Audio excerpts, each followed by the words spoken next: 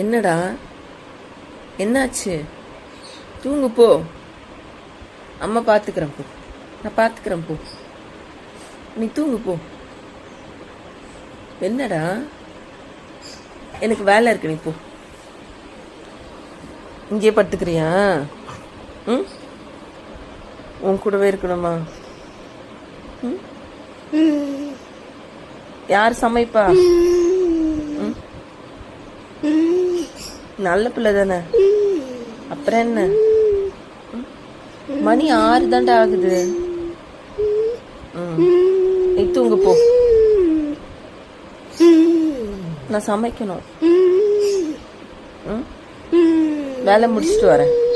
என்ன, நீ நல்ல பிள்ளைல, சரியா? என்ன